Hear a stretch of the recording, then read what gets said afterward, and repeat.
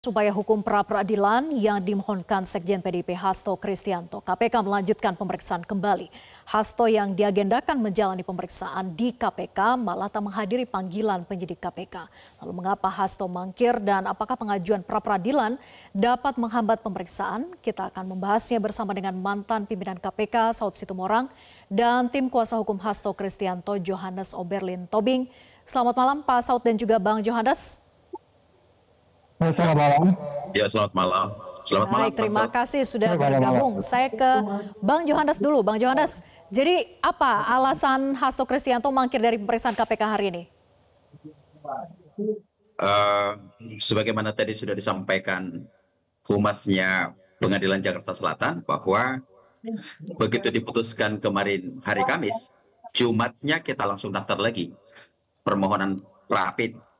Sebagaimana yang diputuskan itu bahwa alasan tidak diterimanya permohonan pra-peradilan kami dengan alasan tidak boleh itu digabung sprindik yang itu disatukan menjadi satu permohonan. Ya, sekalipun itu dalam tidak ada aturan hukum yang mengatur sebenarnya kan, tetapi untuk menghormati itu maka hari Jumat kemarin sudah kami ajukan kembali. Dan hari ini, sore ini sudah diterima, sudah terregister di Pengadilan Jakarta Selatan. Dan nomor register itu nomor 23 dan nomor 24 dijadwalkan akan sidang tanggal 3 Maret. Jadi sudah ditunjuk ada 2 hakim di situ. Ya, Bang Johannes begini, kalau KPK kan meresponnya bahwa adanya pengajuan pra-peradilan kembali itu tidak menghalangi proses pemeriksaan. Jadi kenapa tidak hadir? Kenapa tidak berjalan saja pemeriksaan di KPK, datang saja Hasto untuk diperiksa, kemudian proses pra-peradilan pun juga tetap berjalan? Semata-mata tidak itu juga. Hak-hak kami juga perlu juga harus dipertimbangkan oleh penyidik KPK kan. Jadi dipanggil ini tentu kami sampai hari ini tentu masih keberatan bahwa kami merasa belum mendapatkan kepastian hukum keadilan yang sebenarnya, bahwa perkara ini kami tidak diterima, maka kami butuh kepastian dari pengadilan. Jadi salah satu alasan kami untuk tidak datang hari ini karena kami sudah mengajukan pra-peradilan. Jadi artinya kami berharap juga kepada KPK mohon hak-hak kami ini juga untuk dihormati. Ya. Nah, soal memang apakah nanti pemeriksaannya sudah siap, sudah cukup oleh penyidik KPK itu nanti coba kita lihat. Yang pasti ini sedang berjalan, masih on proses gitu loh. Oke. Saya ke Pak Saud, tadi dikatakan oleh tim kuasa hukum bahwa belum ada kepastian hukumnya. Tapi kita tahu bahwa hasil putusan pra-peradilan yang sebelumnya itu menyatakan tidak dapat diterima begitu ya. Nah Pak Saud, sebetulnya ketika pra-peradilan kembali diajukan, apakah proses pra-peradilan itu dapat menghambat jalannya pemeriksaan? Apakah tidak bisa dilakukan secara paralel? Ya karena kan kalau kita bicara bagaimana sebenarnya formilnya itu jadi bahan perdebatan, sedangkan materialnya itu kan peristiwa yang cukup lama ya. Artinya tentu kita semua masing-masing punya keyakinan gitu. Baik pimpinan KPK berlima punya keyakinan, penyidik punya keyakinan, mereka presentasi bahwa ada peristiwa pidananya yang futoid pada 2020, kemudian 2020 itu ada prioritas, kemudian itu tertunda-tunda karena ada yang melarikan diri, terus kemudian itu seperti dilupakan, kemudian terjadi perubahan rezim, kemudian itu dipercepat gitu. Jadi maksud saya kita semua, kalau saya sih mengimbaunya jangan melihat case ini soalnya formil materialnya gitu. Ya kan, kan kita selalu pengalaman bahwa yang namanya KPK itu dia akan bekerja dengan tingkat conviction rate yang cukup tinggi, apalagi ini hasil OTT. Nah, oleh sebab itu, kalau saya lebih menekankan tentang bagaimana sebenarnya proses ini menjadi tertunda-tunda sekian lama, terus kemudian belakangan yang dipercepat, ya kan, sampai kemudian bila perlu, nggak perlu sampai Natal pun, pokoknya cepetin dulu tanggal berapa gitu. Jadi kan itu menimbulkan pertanyaan. Nah, pertanyaan-pertanyaan itu akan beruntutan terus sampai hari ini, karena dari awal memang kasus itu sudah dibuat sedemikian rupa, konflik kepentingan yang cukup tinggi gitu. Sehingga kalau kita berpikir kalau kita bicara negeri kita kasusnya masih carut-marut seperti ini, tentu kan kita harus bicara prioritas juga di dalam penegakan hukum. Baru kemudian kita bicara hukum yang pasti, hukum yang bermanfaat, hukum yang menimbulkan keadilan gitu. Nah ini kan tiga-tiganya dipertanyakan gitu ya kan. Manfaat apa yang mau diambil, kepastiannya kayak bagaimana, keadilannya apa lagi gitu ya. Ya jadi saya bilang kalau kita kemudian memperdebatkan itu, ya oke silakan aja KPK, tapi jangan sekali-sekali juga menghalangi hak-hak yang dikaitkan dengan kewajiban ataupun kemenangan dari katakanlah lawyer dan seterusnya. Jadi nggak usah dipertanyakan juga kalau itu berulang-ulang sampai nanti kemudian pengadilan dalam ini para peradilan bisa memutuskan, kemudian penyidik bisa P21 kemudian baru dilimpahkan. Ini kan semua tempatnya memang di tempatnya masih di perdebatan. Sebelum itu masuk ke P21 untuk kemudian itu disidangkan, semua orang harus menunjukkan upaya-upaya bahwa mereka adalah bagian dari apa yang disebut hukum itu harus melakukan check and balance satu sama lain. Kita kan sudah pengalaman KPK katakanlah 5 tahun terakhir ini kan sangat syarat dengan isu-isu yang kita sebut politisasi dan seterusnya. Jadi saya selalu mengatakan sangat naif juga kalau kita bilang ini nggak ada urusan dengan politisasinya. Jadi sekali lagi kalau ada upaya-upaya dari PDIP dan teman-teman di sana ya dikasih aja kesempatan itu, sambil kemudian penyidik juga melakukan aja kalau ada sesuatu yang dianggap memang mereka perlu melengkapi. Negeri ini nggak kiamat juga kalau Hasto nggak masuk penjara gitu kan. Ya nggak, artinya ditahan gitu ya. Tapi jalanlah prosedur itu sambil kemudian secara politisasi, secara politik juga teman-teman melakukan beberapa upaya-upaya, tahapan-tahapan yang mungkin kita sebutkan di bagian depan tadi sehingga masyarakat percaya hukum pasti, hukum adil dan hukum bermanfaat. KPK menimbulkan kepastian, KPK menimbulkan kemanfaatan dan seterusnya. Demikian juga teman-teman di lawyer. Jadi apa yang dilakukan dalam beberapa hari ini kita anggap itu suatu proses yang biasa saja, tapi akan menjadi lebih baik kalau mau dipercepat di tingkat penyidikan untuk kemudian P21, kemudian itu kan Hasto berulang-ulang mengatakan dia sudah menunjukkan siap untuk itu dan apapun terjadi kalaupun peristiwa pidana itu saya katakan saya belum bisa, saya nggak membaca dosir yang nggak bicara dokumennya, saya hanya baca dari media sehingga kemudian keyakinan kita peristiwa pidana yang ada, lakukanlah itu dengan prudent, lakukanlah itu dengan check and balance satu sama lain dan jangan menimbulkan keraguan-keraguan di mata publik sehingga ini sepertinya di bagian lain kemarin kok seperti dipercepat, kalau di bagian lain ini kok untuk P21-nya lama banget gitu loh, kira-kira gitu Mbak. Oke, jadi menurut Pak Saud, KPK tidak perlu terburu-buru untuk melakukan agenda pemeriksaan berikutnya karena hari ini mangkir ataupun sampai dengan jemput paksa terlebih penahanan. Begitu Pak Saud? Ya, saya setuju dengan Pak Pera bahwa sebenarnya kan begini ya, pemberantasan korupsi itu kan kita harus melihat bagaimana sebenarnya transparannya harus menjadi penting. Karena di piagam PBB memberantas korupsi itu kalau Anda memberantas korupsi tidak transparan, tidak akuntabel itu berarti prosesnya.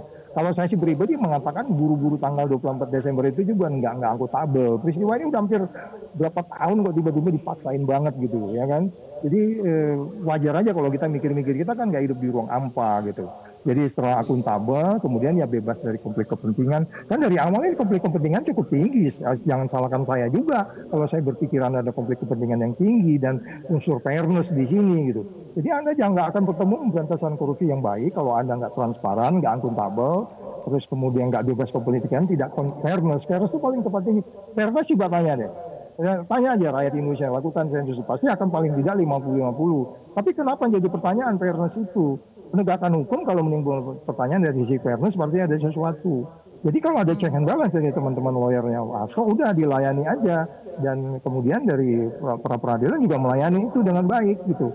Sehingga kemudian indeks persepsi korupsi kita ke depan bisa kita timbulkan bahwa kita menegakkan hukum dengan transparan, akuntabel, bebas konflik kepentingan dan fair. Itu yang paling penting Mbak Pera.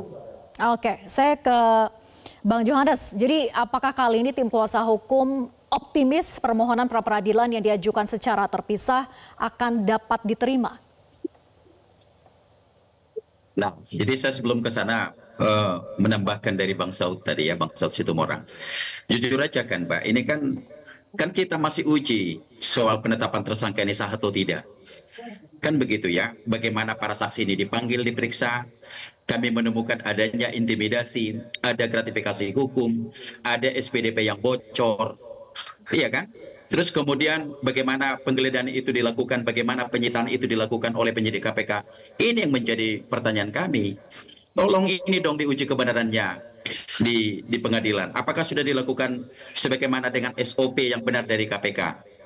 Ini yang kami pertanyakan. Nah, dalam perjalanan faktanya hakim ini memutuskan bahwa memang permohonan kami tidak diterima. Nah, artinya ini status tersangkanya Mas Hasto itu belum sah. Nah, maka kami punya argumentasi yang kuat juga secara hukum agar kami mohon KPK juga untuk menghormati agar kami sedang lakukan upaya untuk demi kepastian hukum. Nah, sekalipun tentu kami sangat keberatan. Nah, menurut hakim yang sudah memutuskan sebelumnya bahwa ini sprindik ini harusnya permohonan ini harus diajukan dengan 2 permohonan, jangan dibuat 1.